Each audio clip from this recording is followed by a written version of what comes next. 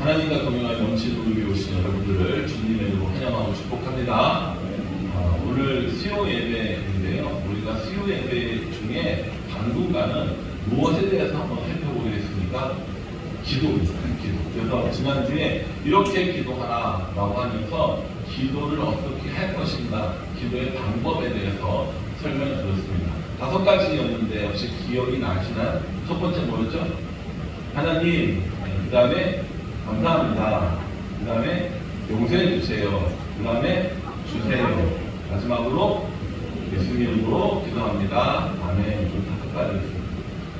그래서 제가 말씀드릴 때 뭐라고 말씀드렸냐면, 그럼 이 5가지를 순서대로 해야 되느냐? 아니라고 했어요. 어떻게 해야 된다고요? 급한 것부터 하는 거예요. 급한 것부터.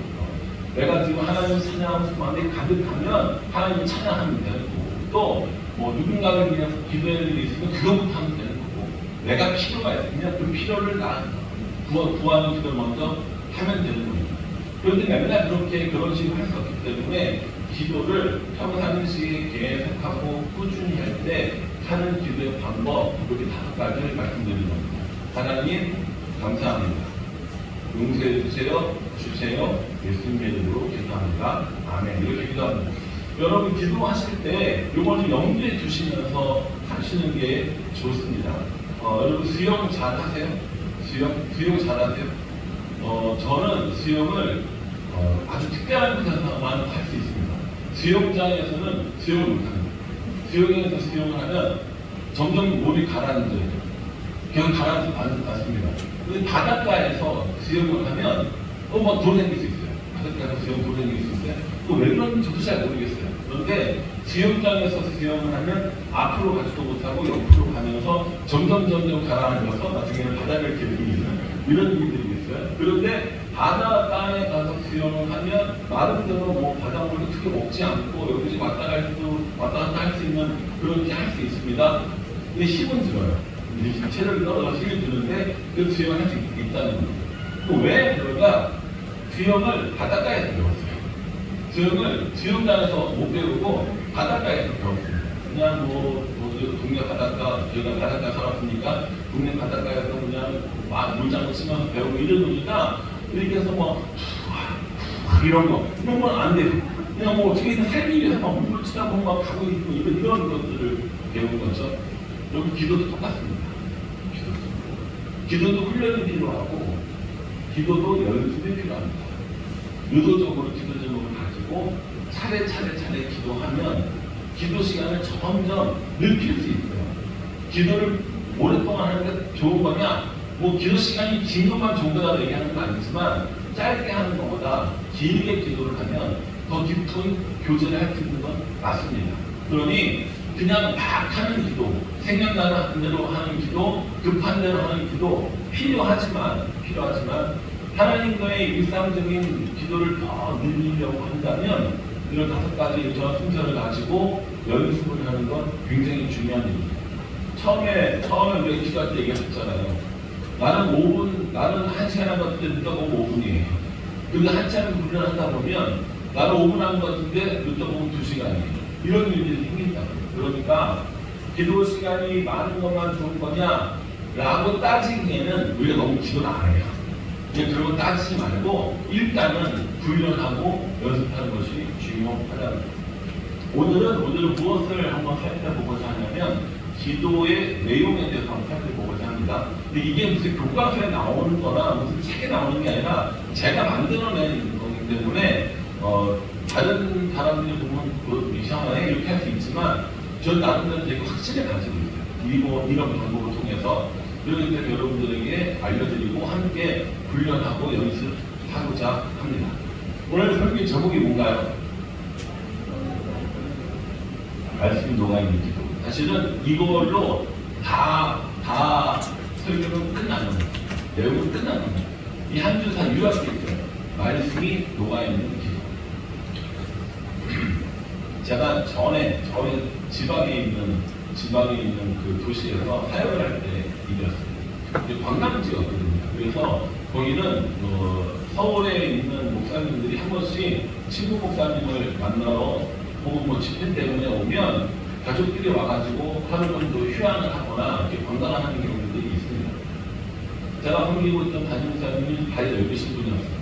종종 스님들이 오시는 그런 교회였는데 담임목사님이 그분들 만나가지고 같이 이야기도 하시고 뭐 소식도 들으시고 교수도 하시고 그러셨는데 하필이면 담임목사님이 서울 가셨는데 서울에서 손님이 내려오신 거예요. 근데 그 손님이 저도 아시는 분이에요. 여기 안에 있는 게 아니라 학교 교수님이셨어요. 그분한테 제가 수업도 들은 그런 분이셨죠. 저는 그분을 알지만 그분은 잘 몰랐어요. 그래서 담임목사님 전화가 오셔가지고 내가 지금 서울에 지금 본인서 갔는데 그 친구 교수님이 온다고 하니까 미안하지만 그 목사님이 좀 이렇게 안내 좀 해주고 1박 2일로 이렇게 오셨으니까 좀 이렇게 좀 해줘 이렇게 얘기를 하시더라고요.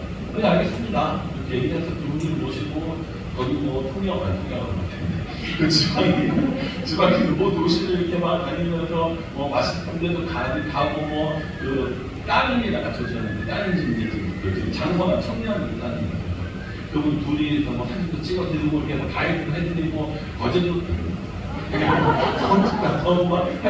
이랬어요. 되게 저도 갔다 온 거 이랬었어요. 편집도 안 될 텐데. 그냥 그랬어요. 뭐 이름이 아니니까. 이렇게 이제 한 번만 식사도 대접하고만 그렇게 했어요. 그리고 이제 마지막에 이제 그 교수님이랑 마지막 식사를 하고 그분이 참 정말 똑똑하고 설교도 잘하시고 공부 많이 하신 분이거든요. 너무 아까운 거예요. 그냥 보내기가 너무 아까워서 그 교수님 이렇게 얘기해요. 교수님 저 교수님한테 수업 들었던 학생입니다. 그러면서 진짜 이게 좀 얘기 안 했냐고요. 제가 부끄러워서요. 이러면서 교수님 여기서 사역하고 있는 그 제자 목사한테 이거 정말 꼭 지켜서 해라 하는 그런 정말 목회에 중요한 포인트 하나 있으면 저한테 이야기해 주세요. 저희 부탁드리겠습니다. 여러분 1박 2일 가이드도 해드렸는데 뭐 이 정도는 받아들였어. 그 마음에 그랬더니 그 교수님이 이렇게 얘기했어요. 기도회를 얼마나 해? 이렇게 얘기했어요. 기도회 한 2시간에서 2시간 반 이 정도 합니다. 그랬더니 설교와 기도 제목 간에 이런 비율이 얼마 정도인데 이렇게 얘기해요. 그러니까 설교한 내용을 가지고 기도를 하냐라고 물어보시는 거예요. 그때 제가 선거 담임 목사님은 정말 공부를 잘하셨거든요. 제가 볼 때는 한 70% 정도는 말씀 가지고 기도를 하는 것 같습니다. 라고 얘기했더니 교수님한테 물었더니 거짓말 하지 말고 이러시는 거예요. 그냥 네? 아니요 진짜예요. 그랬더니 내 친구라고 거짓말 하지 말고 진짜라고 얘기해봐. 그래서 그렇게 얘기했으니까 너무 잘못했는지 알고 50% 이상은 하시는 것 같아요. 그렇게 얘기했어요. 그랬더니 그 교수님이 뭐라고 하시냐면은 정말 잘하는 거예요. 정말 잘하는 거예요. 한국교회 기도회가 말씀은 말씀대로 하고 기도는 기도대로 한다는 거예요. 일반적으로 고정적인 기도 제목들이 있잖아요. 뭐 교회를 위해서, 뭐 앞으로 가는 자들을 위해서, 나라 민족을 위해서 기도하는 거는 뭐 동일하게 해야겠지만 그런 것까지 다 포함해도 설교 내용과 아무런 상관없는 기도 제목을 가지고 기도에 임하는 경우가 너무 많다는 거예요. 그러면서 그 교수님이 하신 말씀이 말씀이 녹아있는 기도를 해. 말씀이 녹아있는 기도를 해. 근데 그 말 한마디가 정말 제가 그 이후로 사역하고 기도에 인도하는 모든 그거에 기초가 되었다고 저는 생각합니다. 역시 옷은 달라요. 옷은 한마디만 해도 이 제자의 마음속에 탁 찌르게 하시는 그런 능력이 계시는 거예요. 그때로부터 말씀이 녹아있는 기도가 뭔가 이걸 위해서 정말 많은 생각을 하고 많이 연구를 하고 말씀을 찾아보고 그랬습니다. 그러면서 오늘 우리가 읽었던 이 부분 말씀이 말씀에 기초하는, 말씀이 녹아있는, 말씀에 의지하고 있는 기도가 뭔가를 보여주는 본문이라는 것을 제가 발견했습니다. 이 말씀을 함께 나누고자 합니다. 여러분 오늘 본문 말씀 보면 하나님이 화가 나셨어요? 마음이 부드러우세요? 화가 나셨어요. 11절에 보면 여호와께서 모세에게 이르시되 이 백성이 어느 때까지 나를 멸시하겠느냐. 내가 그들 중에 많은 이적을 행하였으나 어느 때까지 나를 믿지 않겠느냐. 내가 전염병으로 그들을 쳐서 멸하고 내가 그들보다 크고 강한 나라를 이루게 하리라. 다 죽여버리겠다니까. 뭘로요? 전염병. 근데 왜 죽이신다는 거예요? 하나님을 멸시했다는 거예요. 하나님 멸시했다는 겁니다. 하나님 멸시했다는 게 무슨 뜻이냐면 11장 마지막에 나오는 어느 때까지 나를 믿지 않겠느냐. 하나님 말씀을 믿지 않는 걸 하나님을 멸시한다고 하나님은 생각해요. 그래서 나를 멸시하고 내 말을 믿지 않는 이 사람들을 다 죽이고 모세 너를 통해서 다시 내가 크고 강한 민족들을 이루어 줄 거야 라고 이야기를 하셨습니다. 자, 시간을 조금만 앞으로 돌려보겠습니다. 우리가 내일 성경 묵상할 때 민수기 1장부터 몇 장까지 했어요? 10장까지 했습니다. 이제 여기서 큐티 하나 다 드러나는 거예요. 그거 많은 거예요. 이제 1장부터 10장까지 큐티를 하고 이제 멈췄어요. 그리고 이제 내일 뭐 할 거예요? 이제 내일 마태복음 할 겁니다. 딱 마침 했는데 제가 뭐라고 얘기했냐면 시내산에서 머무르는 걸로 출애굽기가 끝이 납니다. 출애굽기 18장에서 시내산에 도착을 했어요. 그리고 그 이후의 얘기는 성막 만들고 얘기 쭉 하다가 민수기 이제 시작하면 떠나려고 인구 조사하고 성막 진영 배치하고 뭐 제사장 위임식하고 이런 거 나오거든요. 그렇게 하고 10장에 되면 이제 나팔을 불고 딱 떠나는 거예요. 딱 떠나는 거 딱 끝났잖아요. 오늘 끄덕끄덕 생각해요. 그치 끝났어요. 이제 11장부터는 가나안 땅에 하면서 출발을 한단 말이에요. 출발을 해요. 출발하면서 요게 18장이니까 쭉 오다가 어디에 딱 들리냐면 가데스 바네아라는 데를 가데스 바네아를 들려서 하나님이 이렇게 얘기해요.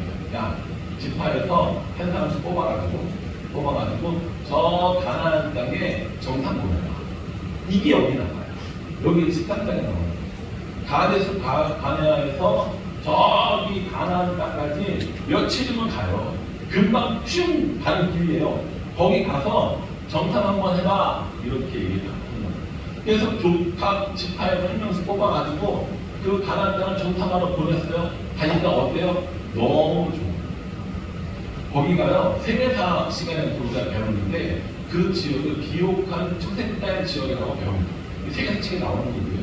그래서 정말 곡식도 잘 되고 풍요로운 그런 지역이 있단 말이에요. 거기를 딱 가봤는데 너무 좋은 거예요. 얼마나 좋으냐면 포도나무 가지를 하나 잘라왔는데 그걸 혼자서 못 들고 두 사람이 가지를 껴가지고 어깨에 메고 여기 포도가 굉장히 중요한 농작물이거든요. 근데 포도를 두 사람이 짝대기를 껴가지고 포도를 덜어가지고 메고 온 거예요. 풍요로운 땅이에요, 아니에요? 풍요로운 땅이에요. 엄청 좋은 땅이에요. 거기 정말 대박 땅입니다. 근데 거기 살고 있는 원주민들이 어떤 사람들이에요? 강하고 힘이 센 사람들이에요. 안압자손이라고 불리면서 엄청 전쟁도 잘하고 힘도 센 사람이라고 생각을 하는 거예요. 돌아와서 10명의 사람들이 보고를 하죠. 우리는 다 죽었어. 거기는 키도 크고 힘도 세고 전쟁도 잘하는 사람들이 모여있는 곳이야. 우리 스스로 보기에 뭐 같았어요? 메뚜기 같았다. 그 이게 뭡니까? 메뚜기 컴플렉스. 스스로를 작게 보고 이 자존감이 바닥에 떨어진 사람들이 안에서 메뚜기 컴플렉스라고 부르는 게 여기 나왔어요. 그런데 이 10명의 보고와는 달리 두 사람은 뭐라고 얘기했는가? 여호수아와 갈렙. 아니야. 저들의 신은 저들을 떠났고 하나님은 우리와 함께 하시기 때문에 저들은 우리의 요즘 성경에는 먹이라고 나와요. 옛날에 개혁 관리를 뭐라 나왔어요?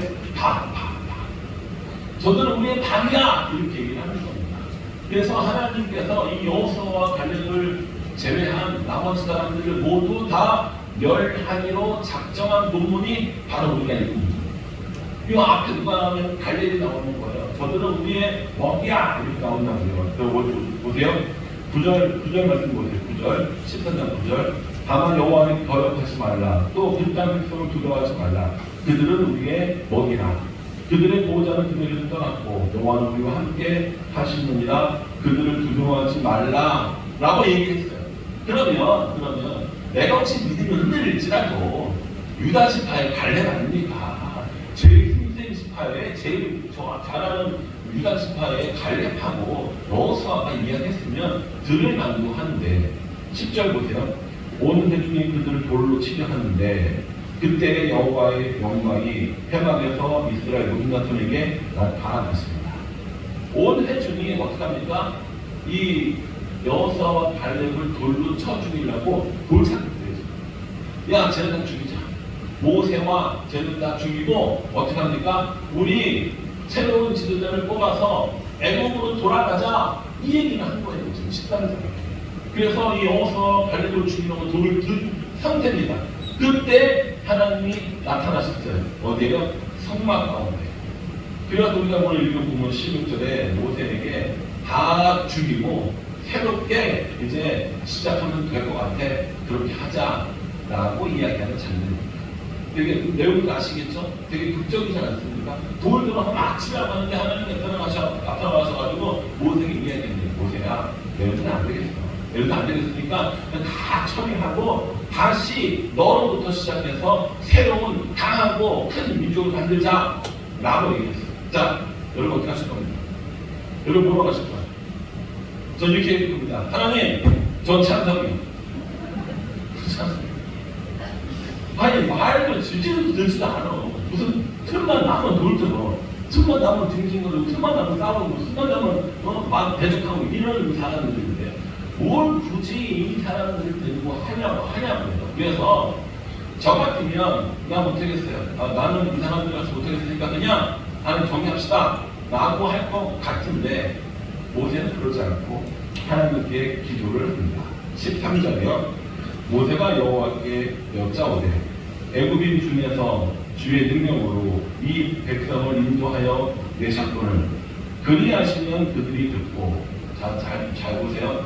그리하시면 그들이 듣고, 그리하시면 뭐예요?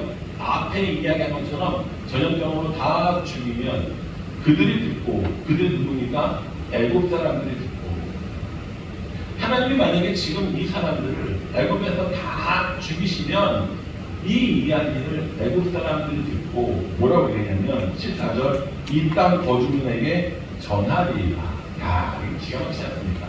하나님, 왜 하나님이 지금 전형적으로 다 죽이고 나면 이거 애굽 사람들이 듣고 애굽 사람들이 지금 가나안 땅에 있는 사람들에게 다 전할 겁니다. 다 소문 금방 날 겁니다. 뭐라고 소문 나는지 아세요, 하나님? 하면서 이렇게 얘기합니다.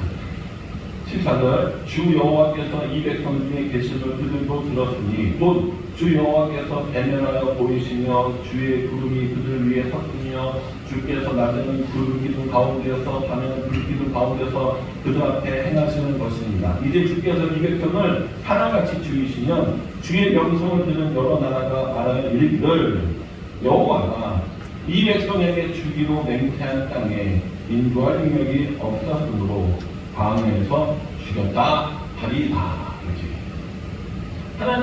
하나님이 만약에 여기서 지금 이 사람들을 죽이시면 애굽 사람들이 그것을 듣고 가나안 땅 사람들에게 전하는데 뭐라고 전하냐면 하나님이 여호와가 이스라엘 백성들을 애굽에서 탈출시키는 능력은 있었으나 더 이상 감당하지 못하고 여기서 다 죽였다고 소문날 겁니다.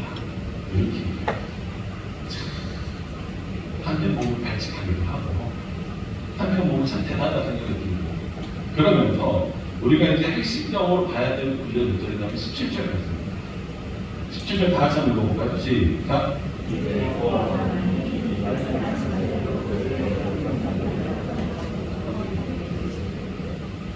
이제 그거 하면 뭐 하겠다는 거야? 기도하겠다는 거야. 뭐라고 합니까? 이미 말씀하시는 대로.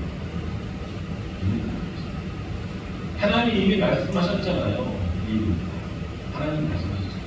하나님 이 백성을 데리고 와서 가나안 땅에 살도록 해주시겠다고, 가나안 땅을 차지하게 해주셨다고 말씀하셨잖아요.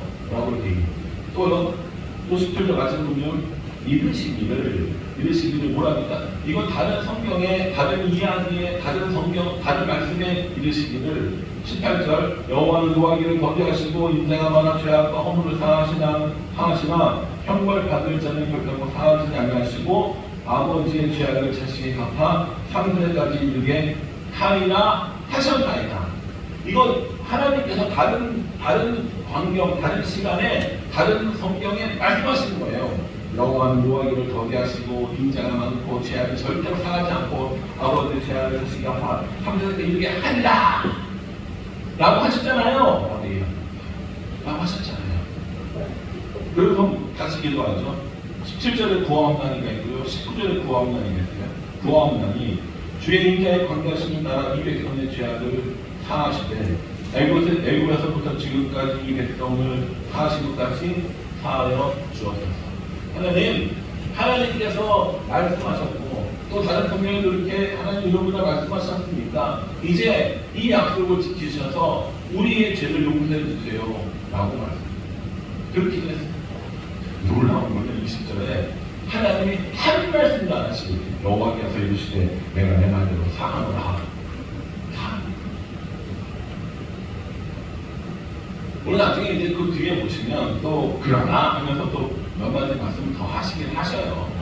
이런 저런 문제들 막 이런 계획들을 하시긴 하십니다. 그러나 이 자리에서 모세가 이스라엘 백성들을 위해서 기도할 때 뭐라고 기도합니까? 하나님께서 하셨던 말씀이 하나님 이렇게 말씀해 주시지 않았습니까? 이렇게 약속해 주시지 않았습니까?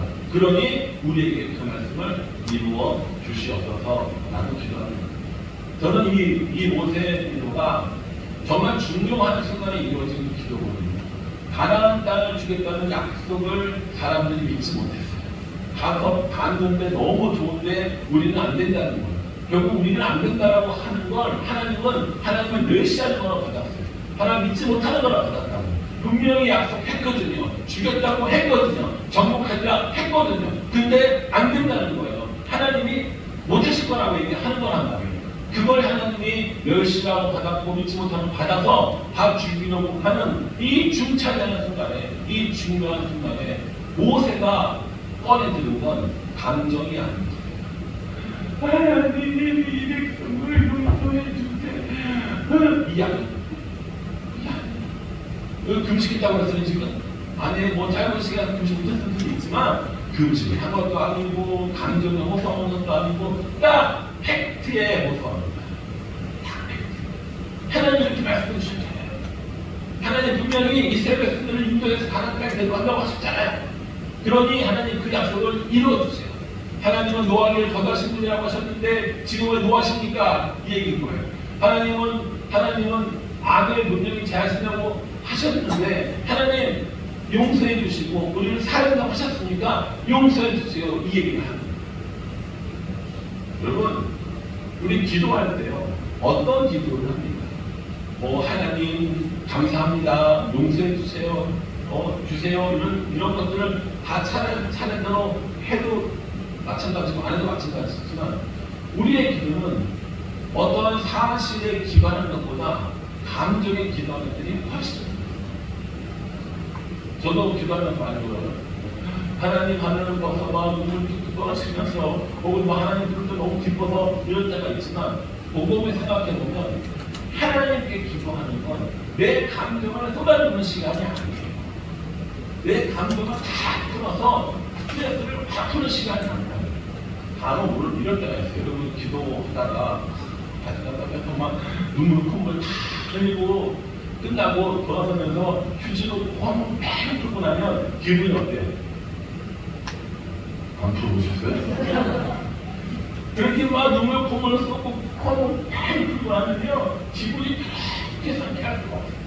기분이 그렇게 좋을 수가 없어요. 네, 그런 시간도 굉장히 필요하지만 우리가 감정을 하나님께 호소하고 하나님께 때 쓰고 때 듣듯이 할 때도 있지만 하나님께서 진짜 들으시는 그 기도는요 말씀이 뭐예요? 그래서 우리가 이런 하나님을 뭐라고 부르냐면 신실하신 하나님이에요. 신실하다는 말은 뜻이하면 믿을 만한 이런 뜻이거든요. 영어로 faithful 그냥 하나님은 한 번 말씀하시면 그 말씀을 지키시는 거예요. 저는 한 번 이야기하면 잘 안 지킵니다. 안 지킵니다. 아이들에게 마찬가지고 사람들한테 이렇게 하자라고 얘기했는데 이거도 더 좋은 게 있으니까 야 이거 안 하고 이걸 왜? 라고 한다든지 나 별로 지금 기분이 안 좋으니까 이거 하기 싫어 이렇게 할 때가 있습니다. 근데 저는 믿을만 해요? 안 믿을만 해요? 저는 안 믿을만 해요. 저 신실합니까? 안 신실합니까? 목사님 어떻게 그러실 수 있어요? 라고 얘기하지 마세요. 목사는 그럴 수 있습니다.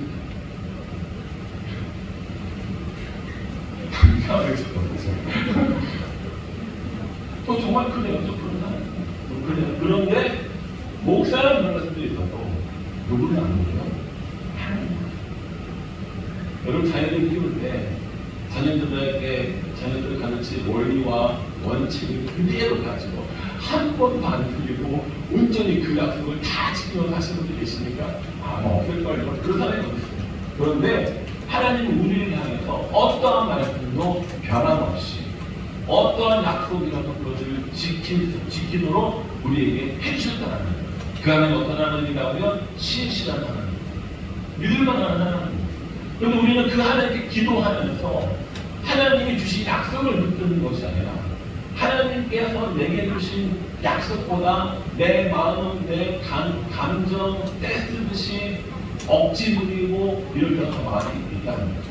다른 분들도 진짜 하나님 응답받는 기도를 하고 싶으십니까? 그러면 말씀이 녹아있는 기도를 하시기를 주님으로 축복합니다.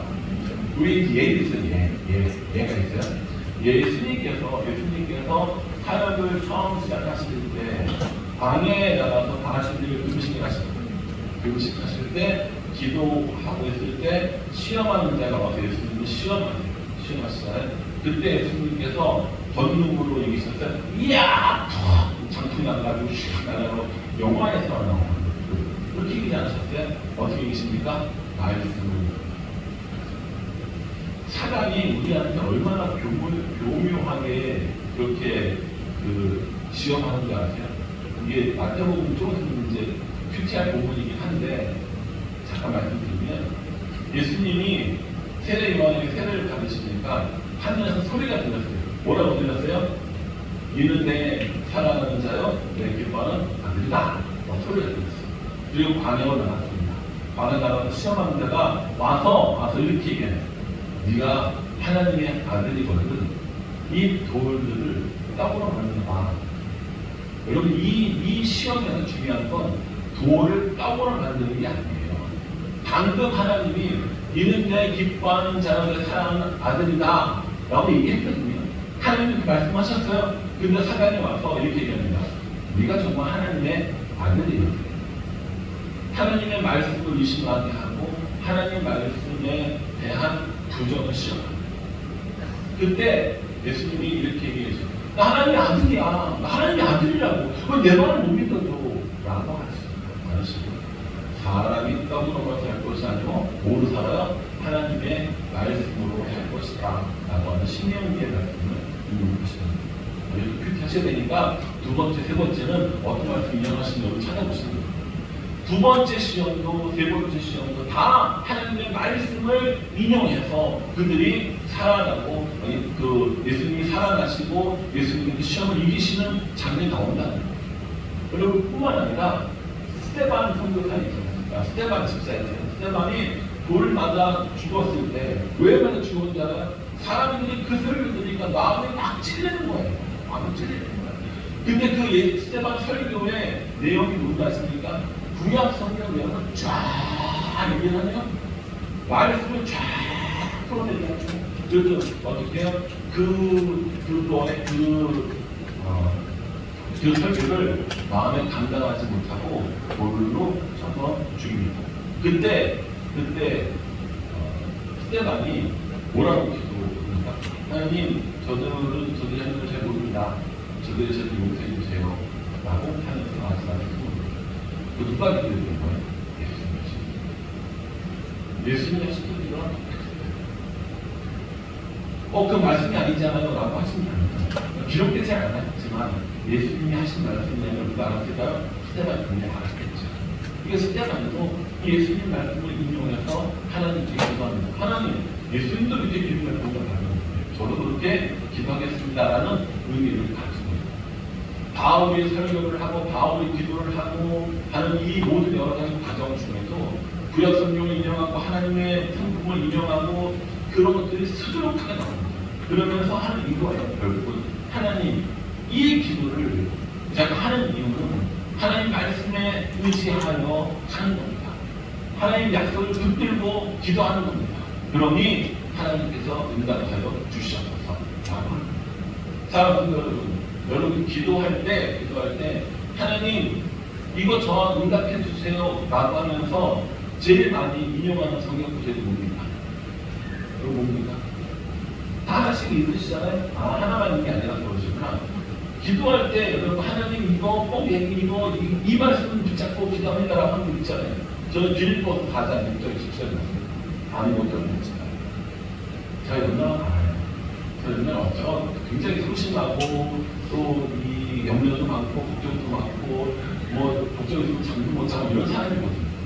제가 기도할 때마다 그렇게 기도해요. 하나님 아무것도 염려하지 말고 오직 기도와 간구로 이걸 하나님께 아뢰면 하나님이 제 마음과 생각을 지켜준다고 했잖아요. 그러니 제가 기도하고 간구할 때니 문제가 해결되고 안 해결되는 둘째 문제고 제 마음과 생각을 지켜주세요. 이거 제가 기도할 때마다 제일 많이 인용하는 성경 구절입니다. 아무것도 염려하지 말고 오직 기도와 간구로 너희를 갚아서 감사하는 하나님께 아뢰라. 그러면 모든 지각에 떨어진 하나님의 영광이 그리스도에서 안에서 너희 마음과 생각을 지키시고 하나님 제 마음과 생각을 좀 지켜주세요. 하나님 제 마음과 생각을 지켜주세요. 두렵고 아플 때 기도 많이 한다는 거예요. 하나님 요한복음에 너희 마음에 근심하지 말라. 하나님들이 또 나를 믿으라고 하지 않으셨습니까? 그러니 제가 마음에 근심하지 않고 하나님을 믿고 예수님을 믿으니까 제 기도 좀 들어주세요. 그런 기도. 그러니까요 기도를 이렇게 막 뭐라고 하죠? 이렇게 화려한 이사역으로 써서 하는 기도가 아니라 어떻게든 하나님께서 내 기도를 들어주시기 바라는 거잖아요. 하나님께서 내 기도를 응답해 주시기를 바라는 거잖아요. 그렇다면 하나님의 응답하실 수밖에 없는 방법을 써야 되잖아요. 하나님은 하나님의 말씀에 의지하여서 하나님의 말씀을 기초로 하여서 하나님의 말씀을 믿고 하는 기도에 응답하지 않으실 수가 없는 분이시라고요. 왜냐하면 신실하신 하나님입니다. 자, 염려와 걱정 때문에 기도를 많이 한다고 하잖아요. 염려를 딱 하고, 염려하고 기도하고 염려를 하고 걱정하고 기도를 딱 하면 하나님 저한테 아주 자주 해주시는 그 말씀이 떠오르는 게 있어요. 그게 뭐냐면 염려함으로 키를 한 사람 더하겠거든요. 염려함으로 키를 한 사람 더하겠거든요. 나는 염려해서 죽겠는데 그냥 정말 밤에 정동적으로 부쩍부쩍하고 막 그렇게 하는데 이렇게 그 염려하는 거 그게 해결될 것 같아? 이게 기분이지. 그걸 말씀으로 내려주세요. 염려함으로 키를 한 사람 더하겠거든요. 자, 분명히 말씀드리지만 여러분 저 목사입니다. 아무도 대답을 못했어요. 목사입니다. 그러면 어떻게 기도하면 하나님이 다 나타나가지고 응답해 주시는 거예요. 그러면 얼마나 좀 영광이고 얼마나 좀 좋겠어요. 근데 죄송합니다. 여러분들이 함께 목사님 부족해서 내가 기도를 딱 하면 하나님이 참 나타나가지고 말씀해 주시면 않으셨어요. 저는 그걸 부정하거나 말도 안 되는 소리라고 생각하지는 않습니다. 내게 일어나지 않는 것뿐이지. 그런데 하나님께서는 내가 말씀을 붙잡고 기도를 하면 말씀을 녹여서 기도를 하면 기도에 응답해 주시는 방법도 말씀입니다. 말씀으로 응답해 주십니다. 말씀으로 그 답을 깨닫게 해주시고 말씀으로 내가 나가야 하는지 말씀으로 내가 멈춰서야 하는지를 알게 해줍니다. 때로 정말 가끔 마음속에 강한 확신이 들 때가 있어요. 강한 확신이 들 때가 있어요. 근데 내가 기도했는데 예를 들어서 기도했는데 A로 가라 라는 마음의 심장이 있잖아요. 있어요. 그걸 가지고 무슨 고민을 하는지 아세요? 사람들이 저도 마찬가지지만 이게 내 마음일까? 내 내면의 소리일까? 아니면 이게 진짜 하나님의 응답일까? 이런 고민한다니까. 이런 고민하는 거야. 나는 하나님의 음성일 것 같은데 너무 자기 중심적으로 해석한 게 아닐까? 이거 정말 내 내면의 목소리가 내가 간절히 바라는 거기 때문에 이런 거 아닐까? 라고 생각할 때가 있잖아요. 그 대표적인 게 이겁니다. 누군가의 마음을 듣고 기도하면 하나님이 그 사람을 결혼해라 뭐 이렇게 얘기한다든가 이런 거 근데요 말씀으로 응답받으면 확실히 말씀 이 말씀이 내 거구나, 이 말씀이 나에게 주신 말씀이구나, 이 말씀이 진짜 응답이구나 라는 걸 확실히 알 수 있다. 요즘에 대신방 가네요. 대신방 하는데 다반주에 이렇게 얘기하죠. 대신방 가면 목사님 많이 힘드시겠어요. 피워서 어떻게 하셔야 이렇게 얘기하시거든요. 너무 재밌어요. 너무 재밌어요. 신방 가서 이렇게 일찍 마치고 좀 오고 그래야 되는데 시간이 좀 모르고 막 뭐 신방 가는데 힘들죠. 나한테 계속 얘기하는 말 들어서 정말 제가 했는 게 신방 경기 배워도 힘들 것 같긴 한데 정말 재밌어요. 그런데 신방은 마음을 방문하는 거예요. 신방 마음을 방문하는 거예요. 제가 여러분들의 마음을 방문해서 뭐 할 거예요? 제가 뭘 그렇게 흘러가다는 거예요? 마음을 방문을 뭘로 합니까? 말씀이 하는 거예요. 말씀이 마음을 방문하는 거예요. 말씀이 마음을 두드리는 거예요.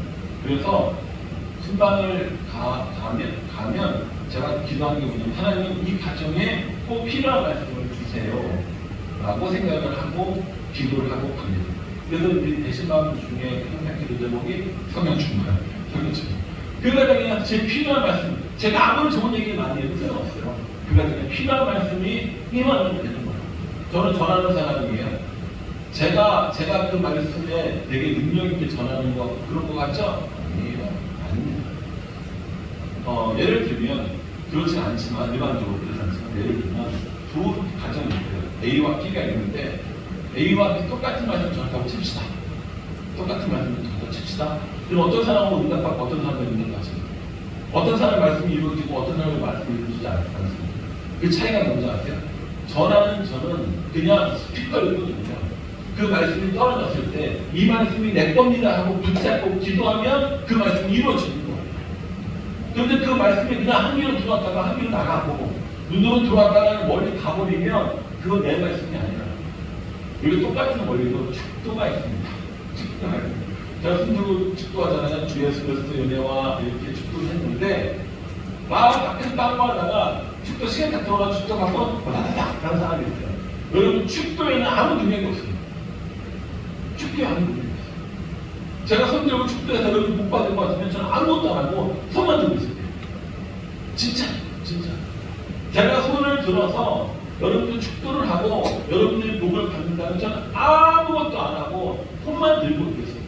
진짜. 밥도 먹고 쓸 수 있어요? 밥은 먹어요. 이 축도의 의미가 뭐예요? 하나님께서 우리를 축복하시는 그 말씀을 내가 붙잡겠다는 거예요. 축도는 목사의 설에서 나가면 방설이 아닙니다. 바바바바바 아니고요. 선포되어지는 말씀에 내가 아멘하고 저 말씀이 내 말씀이에요. 하나님의 신실하심을 믿어요. 하나님의 약속을 믿어요. 라고 붙잡고 기도하면 그 말씀이 내게 이루어지는 그 삶이 기도입니다. 이거 얼마나 재밌다고요. 얼마나 짜릿하다고요. 말씀을 읽었는데 그 말씀 좀 기도했는데 그 말씀이 내 삶에 이루어졌어요. 아무것도 염려하지 말라고 해서 아무것도 염려하면서 기도했더니 그 문제는 그대로 있는데 하나님 내 마음과 생각을 지켜주셨어요. 얼마나 재밌어요. 신앙생활을 교회 생활을 수도 없이 했는데 내 기도는 응답되는지 안 되는지 기도하고 돌아서서 무슨 기도가 했는지 안 했는지도 모르는 신앙생활을 한다면 재미없죠. 그런데요, 약속을 붙들고 그 약속이 이루어지길 바라고 그 약속이 내게 이루어지는 과정들을 하나하나 살펴보면서 신앙생활하면 진짜 신앙생활입니다. 진짜 믿음 생활입니다. 그래서 더 말씀을 읽고 싶어 하시고 그래서 더 기도하고 싶어져. 우리 교회 청년부를 하면서 제가 만드는 말이 있어요. 밥 먹듯이 무슨 뭐야? 그렇죠. 밥 먹듯이 말씀, 금 쉬듯이 기도하자. 이거 제가 만들어낸 거거든요. 저작권이 저한테 있어요. 그래서 여기서 써도 괜찮습니다.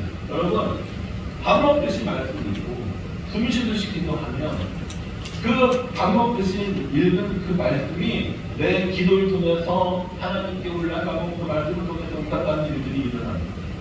모세는요, 제가 모세였으면 저 하나님한테 이렇게 기도하지 않아요. 하나님, 저 찬성이요. 다 정리하시고 새로 시작하시죠. 이렇게 했을 거라고요. 근데 모세는 그렇게 하지 않아요. 이건 두 가지 의미가 있어요.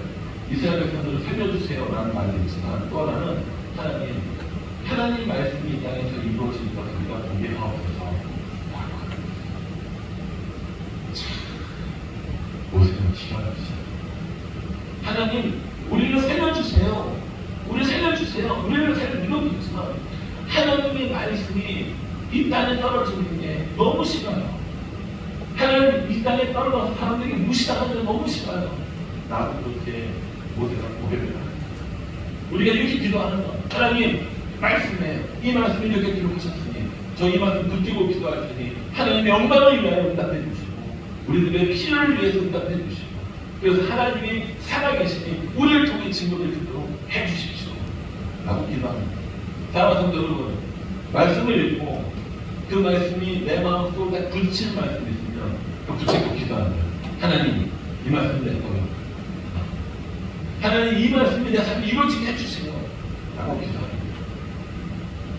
이 강단에 올라가서 누가 선포를 하는지, 설교를 잘하는지 못하는지 그 선포되는 말씀을 딱 붙잡고 하나님, 이거 내 말씀입니까? 이 말씀이 내 삶 가운데 이루어주세요 라고 기도하면 그 말씀이 여러분 삶 가운데 이루어질 줄로 믿습니다. 그래서 말씀입니다. 어떻게 읽어야 돼요? 다 먹듯이. 그래서 기도해야 돼요. 어떻게 해요? 그래서 매일 묵상이라고 하잖아요. 그래서 제가 원래 그거를 반말 숨기라고 하는 거예요. 처음에 반말 숨기. 근데 발음 너무 어려운 거예요. 너무 어려워서 저도 발을 못하겠더라고요. 그래서 그거 그냥 안 하고 그냥 매일 묵상이라고 생각하거든요. 매일매일 말씀 통해서 매일매일 묵상을 하고 매일매일 적용을 하고 매일매일 그것이 내 삶 가운데 이루어지는 기도를 하는 것. 그게 하루하루를 하나님과 동행하면서 살아가는 우리들의 삶인 줄 믿으시기 바랍니다. 함께 찬양합시다.